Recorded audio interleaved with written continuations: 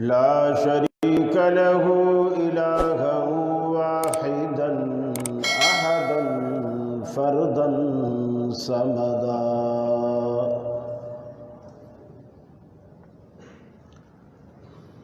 وأشهد أن سيدنا وسندنا محمدا عبده ورسوله نبي ما ضل وما غوى وما ينطق عن الهوى فصلى الله عليه وبارك وسلم وعلى آله وصحابه وأزواجه صلاة دائما سرمدا أما بعد فأعوذ بالله من الشيطان الرجيم بسم الله الرحمن الرحيم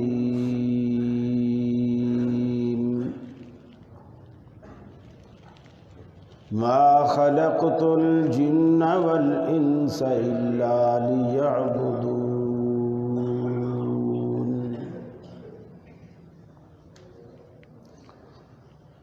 عن عائشة رضي الله تعالى عنها قالت قال رسول الله صلى الله عليه وسلم من أحدث في أمرنا هذا ما ليس منه فهو رد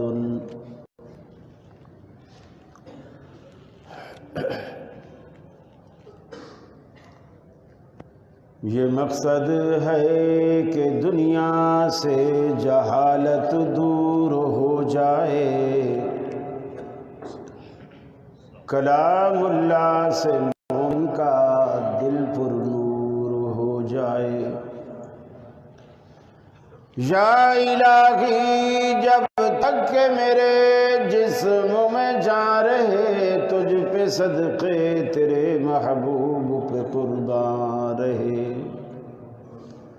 میں رہوں یا نہ رہوں پر دل کی ہے یہ دعا دین احمد اور عزت قرآن رہے الہی ہم میں پھر وہ صدیق سا ایمان پیدا کر عمر فاروق سا کوئی جری انسان پیدا کر رگے تحریک کٹ جائے دم عثمان پیدا کر علی المرتضیٰ شیر خدا کی آن پیدا کر واجب الاحترام علماء کرام انتظامیہ کمیٹی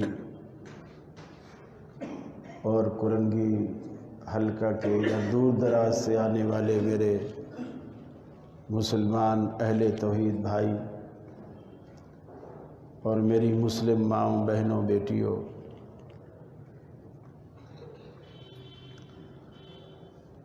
یہ آپ کے علاقے ٹی ایریا کرنگی 2 میں بہت طویل جدائی کے بعد آج ہماری پہلی ملاقات ہے اور دیکھ کے دل خوش بھی ہو رہا ہے اور یہ بھی احساس ہو رہا ہے کہ کرنگی والے اب ماشاءاللہ جاگ رہے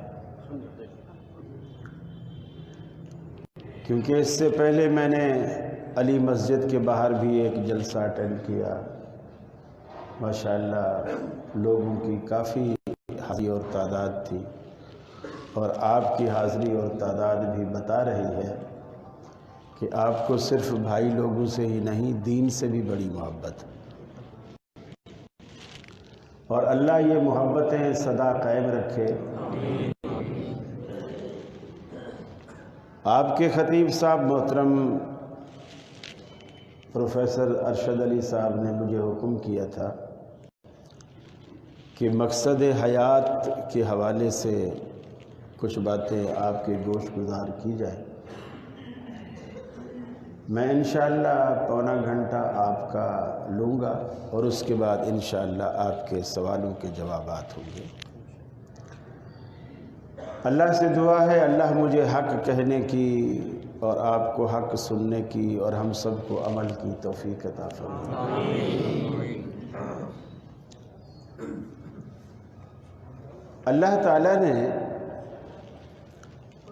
دنیا میں کوئی بھی چیز بیکار نہیں بنائی، ہر چیز کا ایک مقصد ہے۔ یہ الگ بات ہے کہ ہم کسی چیز کے مقصد کو سمجھ سکیں یا نہ سمجھ سکیں، لیکن مقصد ضرور۔ اب ایک مچھر ہے، رات کو کاٹے تو ملیریا ہوتا ہے، دن کو کاٹے تو ڈینگی ہوتا ہے۔ اب آدمی سوچتا ہے کہ اس مچھر کا کیا فائدہ ہے،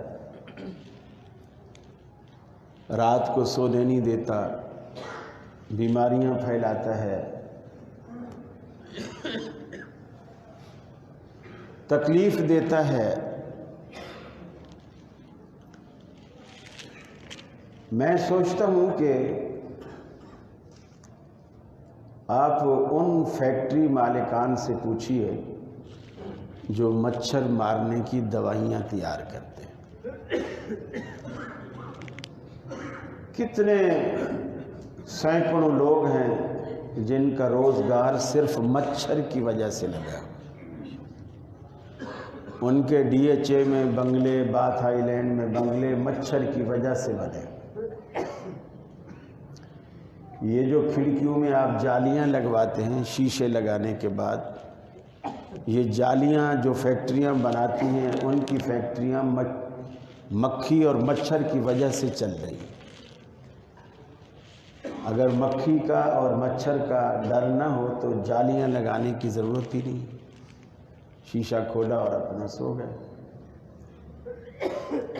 پھر کتنے لوگ ہیں جو ان کو اسپرے کرتے ہیں، مچھر مار دوائیاں گھر میں اسپرے کرتے ہیں، ٹین والے، بیگان والے اور پتہ نہیں کیا کیا ہے، اور وہ پریشر پمپ بھی ملتے ہیں، وہ خود گھر میں لے آؤ اور اس کو ہلا کے خود اسپرے کر دو۔ سب کا روزگار اتنے سارے لوگوں کا اسی مچھر سے وابستہ ہے۔ میرے والد صاحب حکیم تھے، وہ بتایا کرتے تھے آج کل تو نئی ٹیکنیک اور نئی ٹیکنالوجی ہے اور سائنسی دور ہے اور بڑی ترقی ہے۔ پرانے زمانے میں یہ ٹیسٹ وغیرہ یہ بس حکیم نبض دیکھتا تھا اور یا کرورا دیکھتا تھا، کچھ باتیں پوچھتا تھا، اسی سے اس کو سمجھ آتی تھی کہ کیا تکلیف ہے۔ تو والد صاحب بتاتے تھے کہ شوگر چیک کرنے کے لیے وہ جو کرورا منگواتے تھے، اس کو رنگ دیکھنے کے بعد یا اس کے اندر کیا کیا چیزیں شامل ہیں وہ دیکھنے کے بعد اس کو کسی بھی دیوار کے دکان کے باہر، کلینک کے باہر، دیہاتوں میں کچے گھر ہوتے تھے، دیوار کے ساتھ ہی کہیں اس کو گرا دیا۔ اگر کسی کو شوگر ہوگی، آپ بھی آج چیونٹیاں تو ہوئی ہیں، سائنس بدل گئی ہے لیکن چیونٹیاں نہیں بدلی۔ آج بھی اگر کوئی غریب آدمی ہے اور وہ ٹیسٹ کے پیسے نہیں دے سکتا اور ایسے چیک کرنا چاہتا ہے اس کو شوگر ہے کہ نہیں ہے، تو وہ کسی بھی دیوار کے قریب پیشاب اپنا گرا دے، تھوڑی دیر بعد وہاں اگر اسے شوگر ہوگی تو چیونٹیاں جمع ہو جائیں گی۔ چیونٹی جو ہے یہ ہر میٹھی چیز پہ، اس کو میٹھا بہت پسند ہے، یہ جب چیونٹیاں جمع ہو جائیں گی یہ اس بات کی دلیل ہے کہ اس کے پیشاب میں شوگر ہے۔ اگر چیونٹی نہیں آئے گی تو سمجھو شوگر نہیں۔ تو اس زمانے میں یہ بہت نعمتیں تھیں، اور آج بھی دیہاتوں میں، گاؤں گوٹوں میں، پہاڑی علاقوں میں جہاں لوگ یہ چیزیں نہیں کر سکتے. اسی لیے اللہ نے قرآن پاک میں بڑی عجیب بات کہی. فرمایا کہ یہ جو مسلمان لوگ ہیں میرے بندے ہیں، میری تخلیق پہ غور و فکر کرتے ہیں.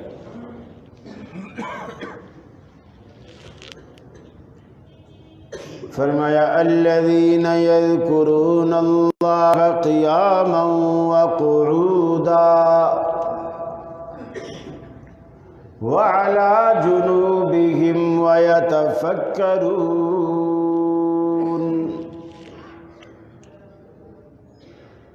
اللہ کے نیک بندے وہ ہیں جو کبھی قیام کی حالت میں، کبھی قعود کی حالت میں اللہ رب العالمین کو کبھی کھڑے کھڑے یاد کرتے ہیں، کبھی بیٹھے بیٹھے یاد کرتے ہیں، کبھی سجدے میں، کبھی رکوع میں، کبھی قعدے میں. اور اللہ نے جو چیزیں بنائی ہیں ان میں غور و فکر کرتے ہیں، تفکر اور تدبر سے کام لیتے ہیں. جب ان چیزوں میں غور و فکر کرتے ہیں تو اللہ نے جو مفتی ہر مسلمان کے دل میں اس کے ضمیر کو مفتی بنا کر بٹھا دیا. ہر مسلمان کے دل میں بیٹھا مفتی اس سوچ و بچار کے بعد فتویٰ دیتا ہے، یہ اعلان کرتا ہے ربنا ما خلقت هذا باطلا. اے الہ العالمین، تو نے کائنات میں جو کچھ بنایا یہ سارے کا سارا کارآمد ہے، کوئی چیز بیکار نہیں بنائی. ما خلقت هذا باطلا سبحانک، تو پاک ہے. اے الہ العالمین، ہر مسلمان کا دل یہ شہادت دیتا ہے، یہ گواہی دیتا ہے الہ العالمین تو نے کوئی چیز بیکار نہیں بنائی. جب چیونٹی، مکھی اور مچھر بھی رب العالمین نے بیکار نہیں بنایا تو اللہ نے اتنا بڑا انسان بیکار کیسے پیدا کر دیا؟ جتنی بڑی مخلوق ہے، جتنی اعلیٰ مخلوق ہے، اتنا ہی اس کا مقصد بھی اعلیٰ ہے. اللہ کوئی کام بیکار نہیں کرتا. اللہ نے کتنی عزت عطا کی آپ کو. دنیا میں سب سے جتنی بھی امتیں اللہ نے دنیا میں بھیجی ہیں سب سے اعلیٰ امت آپ کو بنایا. حالانکہ آپ آخر میں آئے لیکن نمبر پہلا پا گئے. سب سے اعلیٰ امت رب العالمین نے آپ کو بنایا. پھر اللہ نے کتنی عزت دی. جتنی کتابیں پروردگار عالم نے آسمان سے اتاری ہیں، وہ چاہے تورات ہو، چاہے انجیل ہو، چاہے زبور ہو، ان سب پر رب العالمین نے عزت اس کتاب کو عطا کی جو اللہ نے آپ کے لیے اتاری ہے. قرآن کریم کو اللہ نے تمام کتابوں کا سردار بنایا. جتنے پیغمبر اللہ نے دنیا میں بھیجے ان تمام پیغمبروں پر اعلیٰ و عرفہ سب سے بڑا رتبہ اللہ رب العالمین نے آپ کے پیغمبر کو عطا کیا. اللہ کے رسول صلی اللہ علیہ وسلم فرماتے ہیں قیامت کا دن ہوگا 50,000 سال کا ایک دن ہوگا.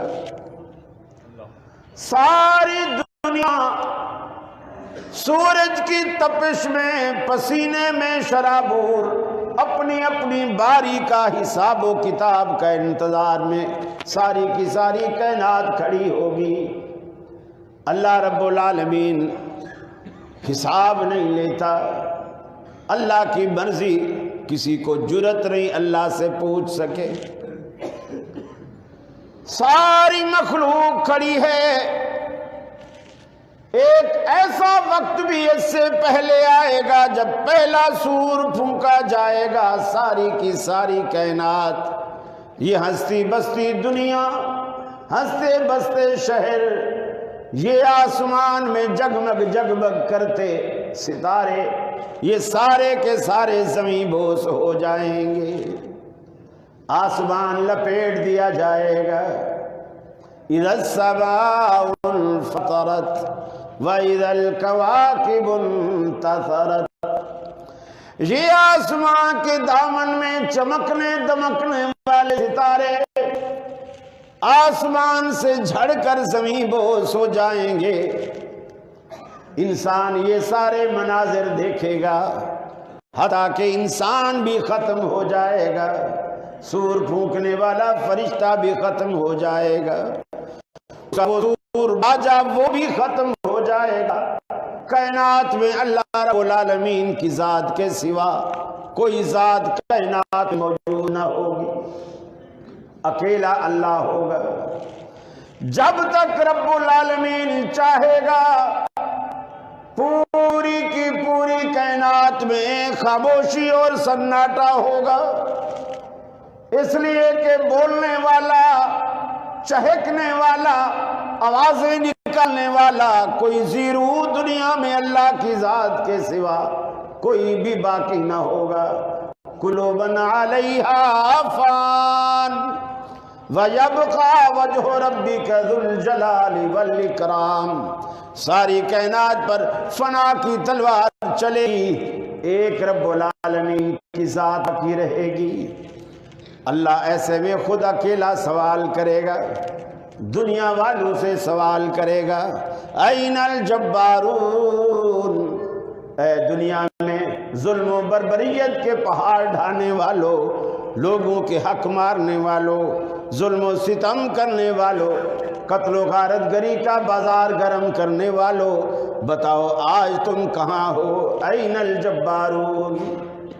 پھر سوالوں پہ سوال اللہ رب العالمین کرے گا، لمن الملک اليوم، آج ملک کا مالک کون ہے؟ آج بادشاہت کس کی ہے؟ دنیا میں تم جس کے قانون کو تسلیم نہیں کیا کرتے تھے، یہ تو دقیانوسی قانون ہے 1400 سال پرانا، آج اسی رب کا قانون۔ کائنات کوئی ہوگا ہی جو کوئی جواب۔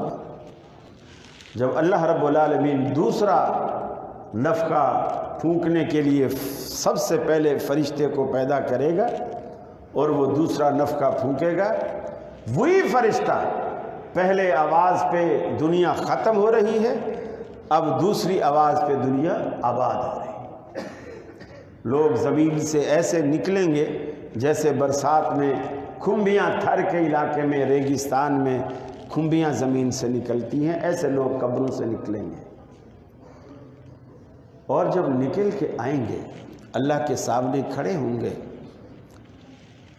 اب جنت اور دوزخ میں ڈالنے کا سوال تو بہت بعد کا ہے، اب جو اذیت ہے نا، اس بات کی اذیت ہے کہ لوگ انتظار میں کھڑے۔ آپ جب کبھی آپ نے نادرا والوں کے دفتر کے باہر لائن لگائی ہو، پاسپورٹ والوں کے آفس کے باہر لائن لگائی ہو، جون جولائی کا مہینہ ہو اور اوپر سائبان بھی نہ ہو اور دھوپ پہ آپ لائن لگا کے کھڑے ہوں، افسر لوگ اندر اے سی میں بیٹھے ہوئے ہیں، آپ دھوپ پہ کھڑے ہوئے ہیں، پسینے میں شرابور ہیں، اور کھڑکی اندر سے بند ہے، شیشے سے لوگ نظر آ رہے ہیں، چائے پی رہے ہیں، بیٹھے باتیں کر رہے ہیں، کھڑکی کھول نہیں رہے، آپ کو کتنا تکلیف ہوتی ہے؟ آپ کہتے ہیں میرا بس چلے تو میں ایک لات مار کے شیشہ توڑ دوں، پتھر اٹھا کے اس کا ماتھا پھوڑ دوں، یہ جو بیٹھا ہوا چائے پی رہا ہے، ہم دھوپ پہ کھڑے ہوئے سڑ رہے ہیں، اس کو ہمارا احساس ہی نہیں ہے۔ کبھی آپ اسٹیشن پہ اپنے کسی عزیز کا، رشتہ دار کا انتظار کر رہے ہوں، ٹرین آنی تھی 3 بجے، آپ 2:30 بجے وہاں پہنچ گئے، چلو جی آدھا گھنٹہ آپ نے تھوڑا گھوم پھر لیا، ٹہل لیا، 3 बज गए। आपने गाड़ी वाले वो ऑफिस जो है मालूमात ऑफिस, वहाँ से आपने पूछा, उन्होंने कहा कि जी 2 घंटे लेट। अब आपको कितना कोफ्त होती है कि यार ये पहले हमें बताते, हम घर से ही थोड़ा लेट निकलते, अब हम यहाँ कैसे इंतज़ार करें, किस तरह खड़े हों। ये आपका काम है, कैसे इंतज़ार करें। उन्होंने तो तख्ती लगा देनी है, गाड़ी 2 घंटे लेट। आप जैसे तैसे करके 2 घंटे गुजारते हैं और उसके बाद ट्रेन नहीं आई, आप फिर वहाँ जाते हैं। उन्होंने उस तख्ती को फिर बदला हुआ है, मिटा के दूसरा लिखा हुआ है, गाड़ी जो है 6:30 बजे आएगी। कितनी कोफ्त होती है। लेकिन मेरे भाई 50,000 साल का एक दिन और लोग खड़े हैं इस इंतज़ार में नहीं कि जन्नत की खिड़की खुलेगी हम जन्नत में जाएंगे, नहीं, इस इंतज़ार में खड़े हैं कि हमारा हिसाब किताब शुरू हो,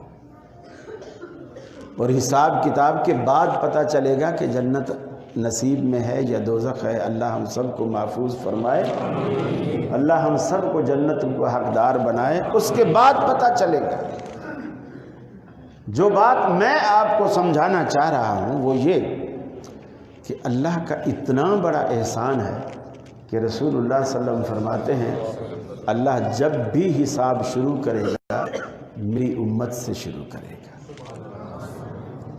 गोया आप सबसे पहले निमटेंगे, बाकी उम्मतें इंतज़ार में खड़ी हैं और आप सबसे पहले निमट जाएंगे।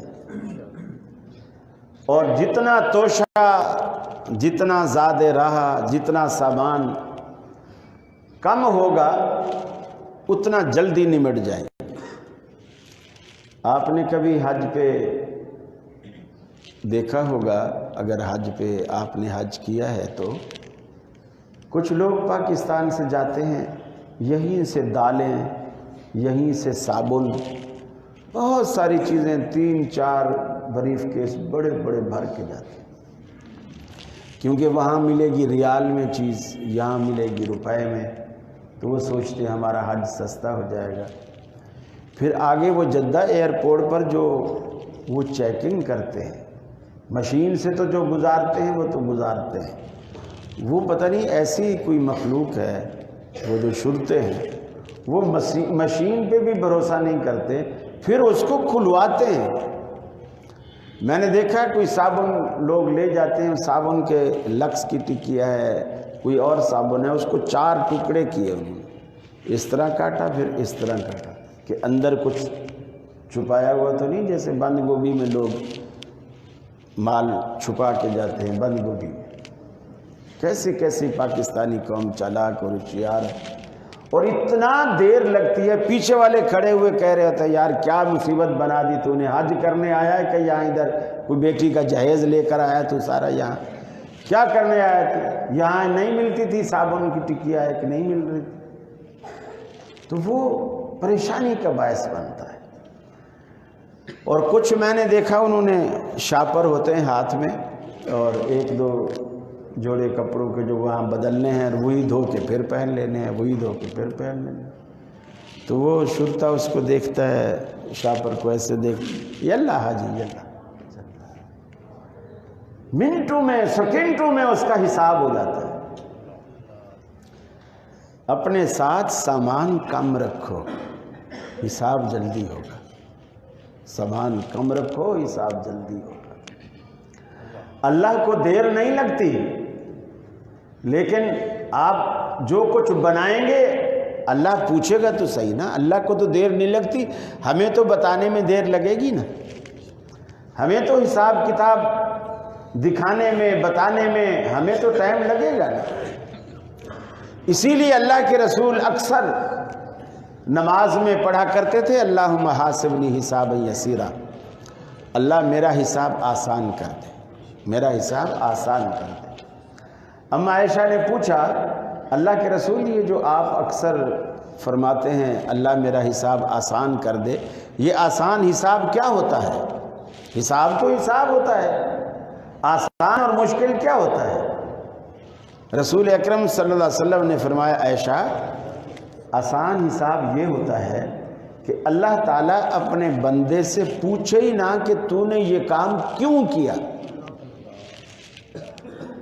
عائشہ تو مجھے بتا جس بندے سے اللہ نے کیوں کر کے پوچھ لیا پھر کس میں دم ہے جو اللہ کی کیوں کا جواب دے سکے. اللہ کی کیوں کا جواب پھر کون دے گا؟ آسان حساب یہ ہے اللہ پوچھے ہی نہ، بس یلا حاجی کہہ کر بھگا دے. جاؤ.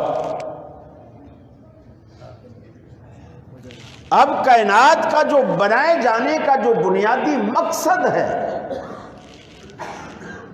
وہ اللہ نے بتایا کہ میں نے دنیا کیوں بنائی، جن کیوں پیدا کیے، انسان کیوں پیدا کیے.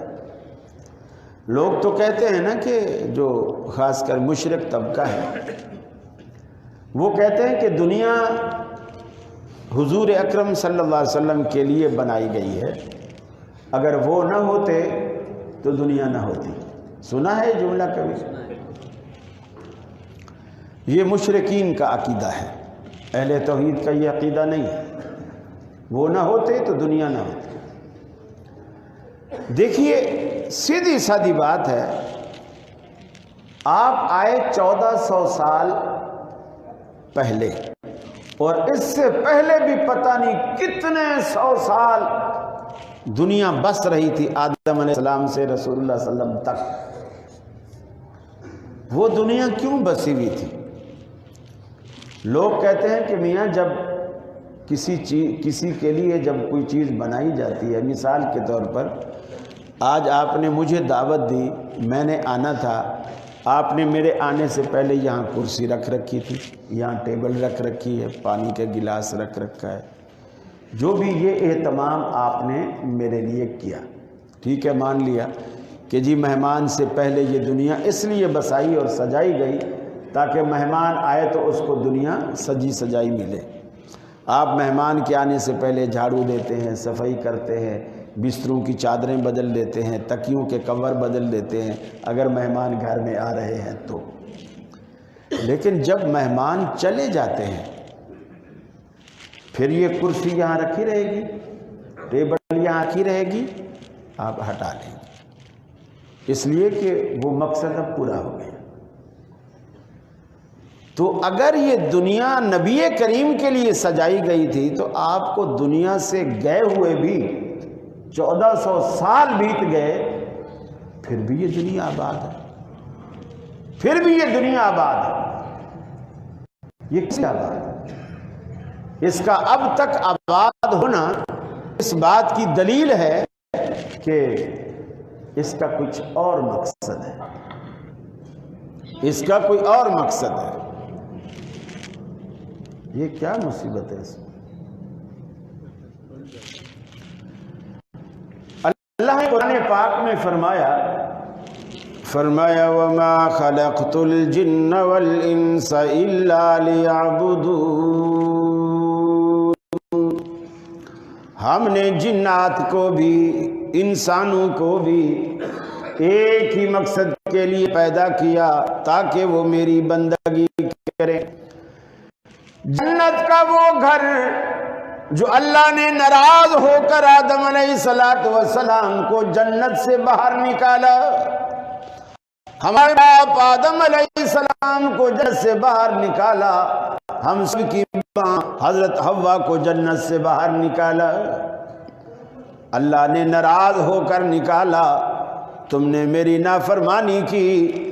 فَأَزَلَّهُمَا الشَّيْطَانُ عَنْهَا، شیطان نے ان کو پھسلایا، شیطان نے پھسلایا، غلط مشورہ دیا، وہ دھوکے میں آ گئے، اس چیز کو استعمال کر لیا جو نہیں کرنی تھی. اللہ نے جنت سے نکالا، جنت کا لباس اتارا، جنت کی نعمتیں چھینی، دنیا میں اتار دیا. جاؤ میں نے تمہیں بغیر محنت کے یہ گھر عطا کیا تھا، تم نے قدر نہ کی، اب تم اسے کما کے حاصل کرو، رب کو منا کے اسے دوبارہ حاصل کرو. ہم اللہ کو منانے کے لیے دنیا میں بھیجے گئے. اب منائیں کیسے؟ دیکھیے کائنات میں کسی کو منانا اتنا آسان نہیں ہے جتنا رب کو منانا آسان ہے۔ صرف 2 آنسو چاہیے، 2 آنسو ندامت کے، 2 آنسو اللہ کے آگے بندہ گرا دے، اللہ رب العالمین کی رحمت کا سمندر فوراً جوش میں آتا ہے، فرشتوں سے کہتا ہے فرشتوں گواہ ہو جاؤ میں نے اسے بخش دیا۔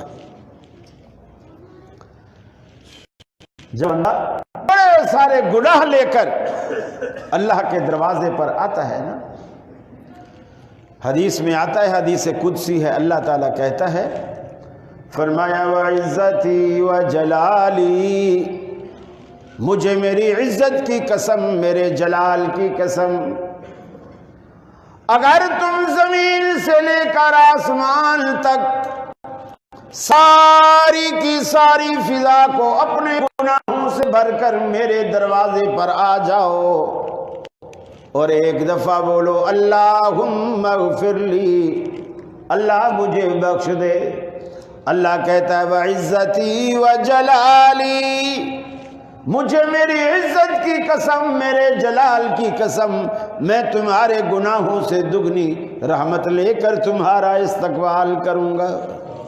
اے میرے بندے میرے دروازے پر آ تو صحیح، اپنی جبین نیاز جھکا تو صحیح، ارے اپنی طلب کا دامن میرے سامنے پھیلا تو صحیح، لجابت کے 2 اشک بہا تو صحیح،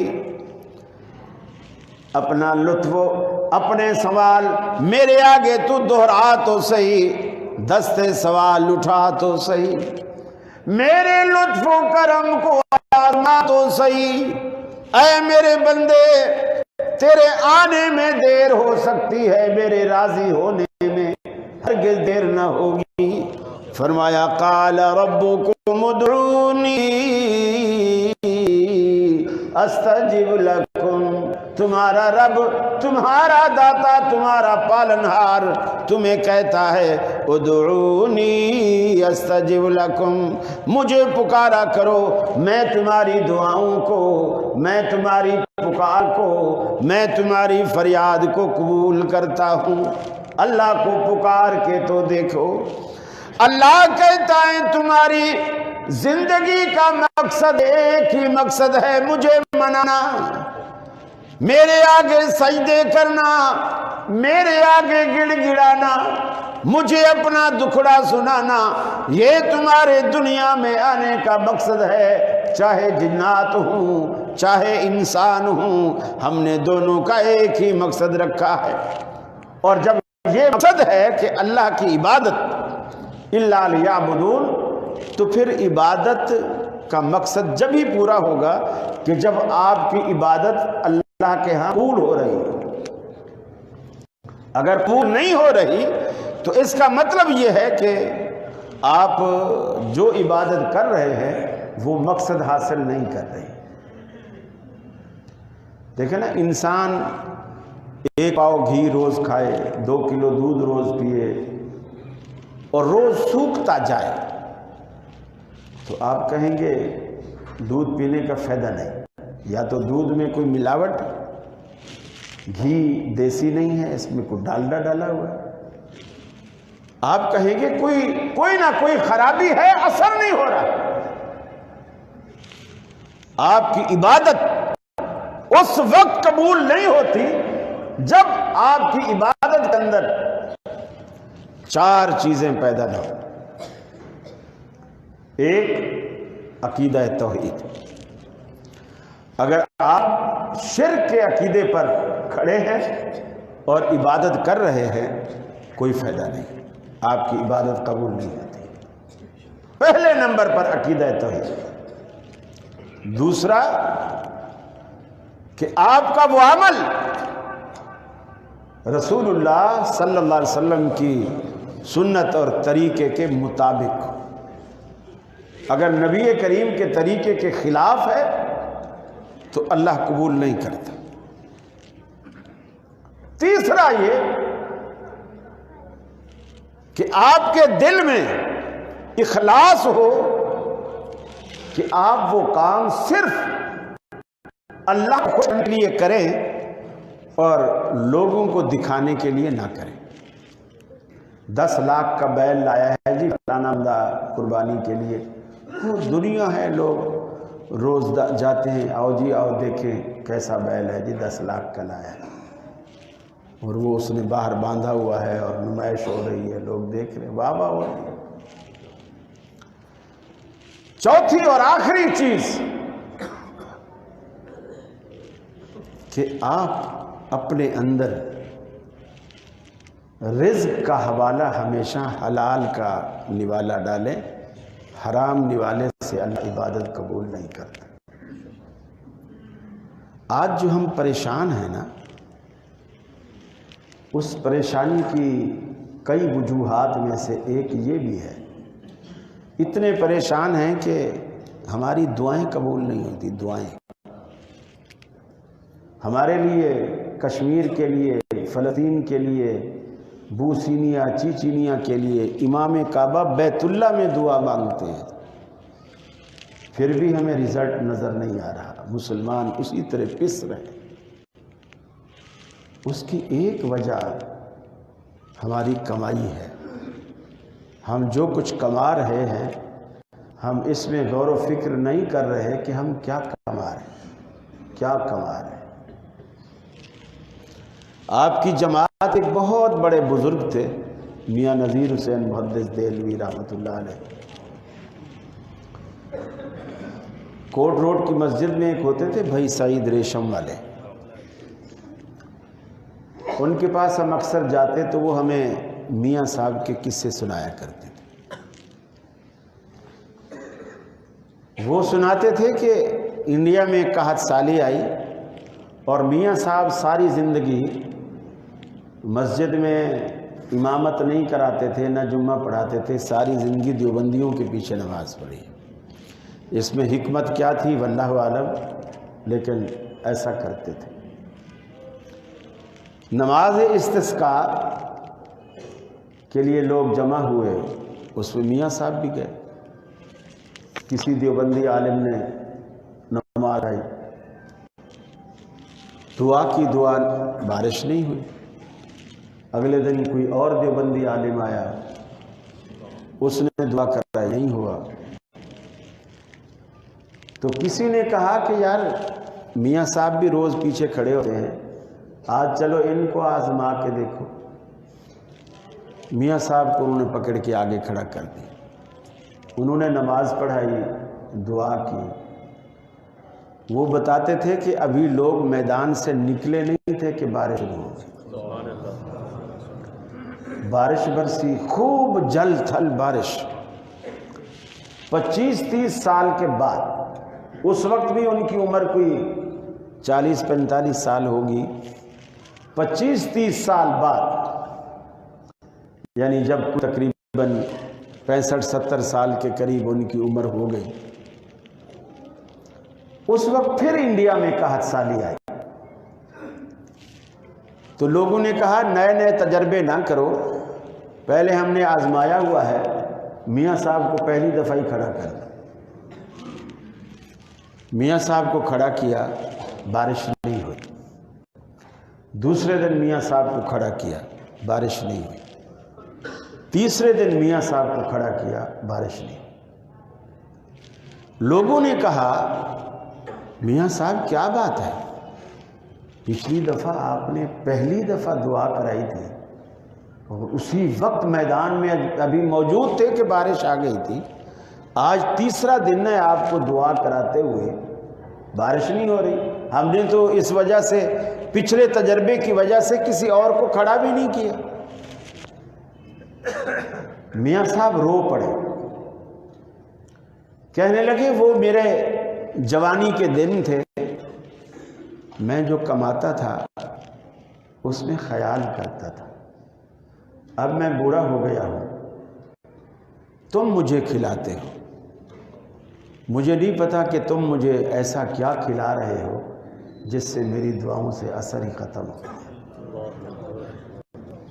یہ جو حرام رزق ہے نا، آپ چاہے بچوں کے پیٹ میں ڈالیں، بیوی کے پیٹ میں ڈالیں، اپنے پیٹ میں ڈالیں، آپ یہ توقع رکھیں بیوی میں فرما بردار ہوگی اور صالح نیک چلن ہوگی حرام کھانے کے بعد؟ کبھی نہیں۔ آپ یہ سوچیں کہ میری اولاد میری فرما بردار ہوگی اور میرے لیے آخرت کا ذخیرہ بنے گی؟ کبھی نہیں۔ اور قرآن حدیث میں اللہ کے رسول صلی اللہ علیہ وسلم نے ایک بڑی خوبصورت مثال دی۔ آپ نے فرمایا مسافر کی دعا قبول ہوتی کیونکہ وہ سفر میں پریشان ہوتا ہے نا، اور ہر پریشان حال کی دعا اللہ بڑا جلدی قبول کرتا ہے۔ اور پھر مسافر بھی ایسا جس نے اتنا طویل سفر کیا ہو کہ وہ جو گھر سے کھانے پینے کی کچھ چیزیں لایا تھا وہ بھی ختم ہو گئی، پانی لایا تھا وہ بھی ختم ہو گیا، ابھی سفر ختم نہیں ہوا، وہ منزل تک نہیں پہنچا، جنگل ہے، ویرانہ ہے، اور اب اس کو نظر آ رہا ہے کہ کھانے پینے کی ساری چیزیں ختم ہو چکی ہیں اور موت یقینی ہے، کھائے پیے بغیر انسان کیسے زندہ رہے گا، اور یہ جنگل ہے، جنگل سے مجھے کچھ حاصل بھی نہیں ہو سکتا، موت یقینی ہے۔ وہ اللہ رب العالمین پہ بھروسہ کر کے اللہ کو پکارتا ہے۔ حدیث میں آتا ہے وَيَقُولُ يَا رَبِّ يَا رَبِّ، آوازیں لگاتا ہے الہ العالمین، میری فریاد کو سن، جھولی پھیلا کے رب العالمین کے سامنے کا ہے، اشعث واغبر، گرد و غبار سے اٹا ہوا، گریباں پھٹا ہوا، ایسی حالت میں رب العالمین کو پکارتا ہے۔ اللہ کی طرف سے جواب آتا ہے مطعمہ حرام، مشربہ حرام، ملبسہ حرام، وغذی بالحرام، اس کا کھانا حرام کا، اس کا پینا حرام کا، اس کا پہننا حرام کا، حرام اس کی گھٹی میں پڑ چکا ہے، کیف یستجاب لذالک، اس بدبخت کی دعا کو کیسے قبول کروں؟ حرام کے پیسوں سے ایک عمرہ پہ جانے والا، حج پہ جانے والا احرام باندھ کر جب تلبیہ پکارتا ہے لبیک اللہم لبیک لا شریک لک لبیک الا الحمد والنعمت لک والملک لا شریک لک، اللہ کے آگے تلبیہ پکارتا ہے، رب العالمین جواب دیتا ہے لا لبیک ولا سعدیک، ارے تیرا نہ تو تلبیہ ہمیں قبول ہے، نہ تیری حاضری ہمیں اپنی دربار میں قبول ہے۔ اللہ تعالیٰ کچھ بھی اس کا قبول نہیں کرتا۔ اپنی روزیوں کو حلال کیجیے، کسی کا حق مارا ہے تو واپس کیجیے، اس سے معافی مانگیے، مرنے سے پہلے اس سے جو حق اس کا چھینا ہوا ہے معاف کرا لیجیے، یاد کرا دیجیے۔ اللہ کے رسول کی عادت مبارکہ یہ تھی، جنازہ پڑھانے سے پہلے آپ پوچھا کرتے اس میت پر کوئی قرضہ تو نہیں؟ ایک میت آئی، کسی نے کہا اللہ کے رسول 2 دینار اس پر قرضہ ہے، 2 دینار۔ آپ نے فرمایا تم جنازہ پڑھ لو، میں نہیں پڑھتا۔ 2 دینار، ارے جس کو آپ اگر پاکستان میں ہیں تو آپ کہیں 2 روپے، 2 روپے قرضہ ہے اس پر۔ اللہ کے رسول نے فرمایا تم پڑھ لو، میں نہیں پڑھتا۔ ایک صحابی آگے بڑھے، یا رسول اللہ یہ میرا دوست ہے، اس کا قرضہ میرے ذمہ، میں ادا کروں گا، آپ اس کا جنازہ پڑھائیں۔ اللہ کے رسول نے جنازہ پڑھایا۔ ایک دن گزر گیا، دوسرے دن مسجد میں نظر آیا، آپ نے اس سے پوچھا اس کا قرضہ ادا کر دیا؟ اس نے کہا یا رسول اللہ میں بھول گیا تھا، کر دیتا ہوں۔ 2-3 دن کے بعد پھر نظر آیا، اللہ کے رسول نے پوچھا اس کا قرضہ ادا کیا؟ اس نے کہا یا رسول اللہ آج ادا کیا ہے۔ آپ نے فرمایا آج اس کے لیے جنت میں داخلہ ہوا، اس سے پہلے روکا ہوا تھا۔ روکا ہوا تھا 2 درہم۔ آپ کیا سمجھتے ہیں یہ بس کسی کو پتہ نہیں چلا، ہم نے غبن کر لیا، حساب کتاب کے ہم ماہر ہیں، ہم نے ڈنڈی مار لی، پڑوسی کی زمین ہتھیا لی، وہ غریب تھا مقدمے نہیں لڑ سکتا تھا، ہم نے 2 فٹ 2.5 فٹ 3 فٹ اس کی جگہ اپنے گھر میں کر لی، اپنے مکان میں کر لی۔ اللہ کے رسول فرماتے ہیں اگر کوئی مجھ سے بھی فیصلہ کروا کے جائے نا، مجھ سے، اور وہ ناجائز فیصلہ ہو اور میں نے اس کی چرب زبانی سے متاثر ہو کر اس کے حق میں فیصلہ کر دیا ہو، حالانکہ اس کا حق نہیں بنتا تھا، اس کی چرب زبانی سے متاثر ہو کر اس کے حق میں فیصلہ کر دیا ہو، تو وہ یہ نہ سمجھے کہ میں نے چونکہ اللہ کے رسول سے فیصلہ کروایا ہے لہٰذا اب یہ چیز میرے لیے حلال ہو گئی ہے۔ قیامت والے دن اللہ رب العالمین زمین کے 7 طبق جتنا ٹکڑا اس نے آیا ہے، بے شک وہ میرے فیصلے سے کیا ہے، 7 طبق اللہ کاٹ کر اس کے گلے میں ڈالے گا۔ یہ کوئی معمولی چیز نہیں ہے۔ اپنی روزیوں کو پاک کیجیے، حلال کیجیے، اللہ سے دعا کیجیے اللہ ہمیں ہمیشہ حلال کھلا، حرام سے بچا۔ اس حلال کی بڑی برکتیں ہیں، اس کے آپ دیکھیے گا آپ کے بچوں پر کیا اثرات مرتب ہوتے ہیں۔ دنیا مثالیں دے گی، اللہ اولاد دے تو ایسی دے، ایسے آپ کو اللہ رب العالمین اولادیں دے گا، نیک اور صالح اولاد۔ تو میں عرض کر رہا تھا یہ 4 چیزیں، اخلاص، توحید، سنت اور رزق حلال، یہ جب تک آپ کی زندگی میں نہیں آتی تو آپ عبادت کی قبولیت کے مقصد کو آپ نہیں سکتے، اور جب عبادت قبول نہیں ہوگی تو جو ہمارے بھیجے جانے کا مقصد ہے ہم اسے حاصل نہیں کر سکیں گے، ہم اسے پا نہیں سکیں گے۔ تو لہٰذا یہ بنیادی طور پر ابھی سے سوچ لیجیے، ابھی سے سوچ لیجیے، گھر کو، ہر چیز کو۔ بچے کی شادی کرنی ہے نا، آپ رشتہ دیکھنے گئے ہیں، بیٹی کی شادی کرنی ہے آپ رشتہ دیکھنے گئے ہیں، تو ہم کیا دیکھتے ہیں؟ پہلا سوال کریں گے بچہ کیا کرتا ہے؟ وہ بولیں گے ہمارا بیٹا ماشاءاللہ کسٹم میں ہے۔ تو وہ جو رشتہ لینے گئے میاں بیوی دونوں ہونٹوں پہ زبان پھیریں گے، ماشاءاللہ رشتہ تو اچھا ہے، کسٹم میں ہے، بٹیا عیش کرے گی، عیش کرے گی۔ یہ نہیں دیکھیں گے کہ حرام کمائی گھر میں آئے گی اور آگے کیا ہوگا، نہیں، بٹیا عیش کرے گی۔ تنخواہ کتنی ہے؟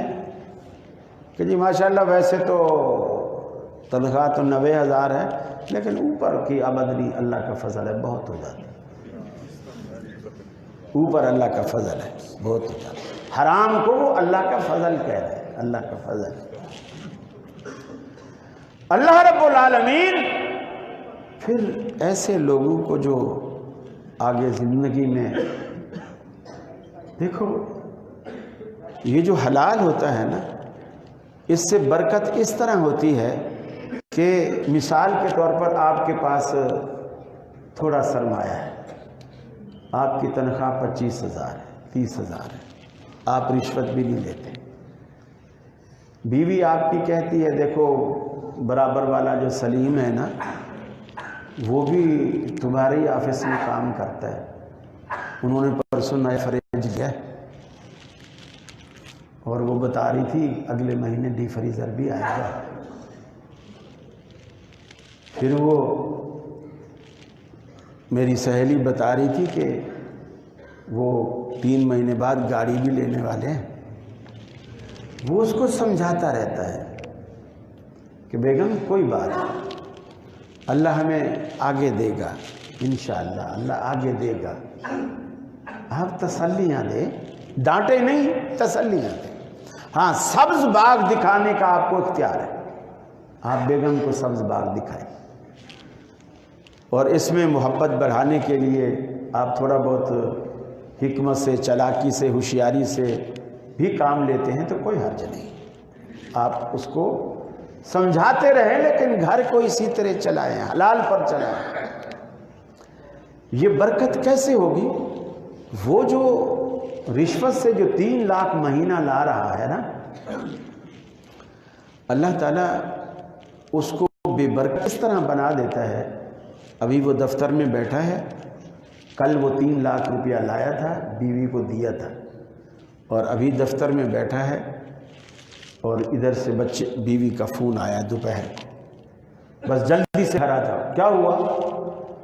وہ ہمارا ندیم جو ہے وہ سیڑھی سے گر گیا ہے، سیڑھی سے گرا ہے اور دونوں ٹانگیں ٹوٹ گئی ہیں اس کی، اور اس کو وہ بھاگا بھاگا آیا۔ کل جو 3 لاکھ لایا تھا نا، وہ میں گیا، یا وہ جو ہڈیوں کا ناظم آباد ہسپتال والا ہے، اس نے کہا جی ٹھیک ہے جڑ جائیں گی، 5 لاکھ روپیہ خرچہ آئے گا۔ لایا 3 لاکھ، لگا 5 لاکھ، 2 لاکھ اس نے قرضہ اٹھایا۔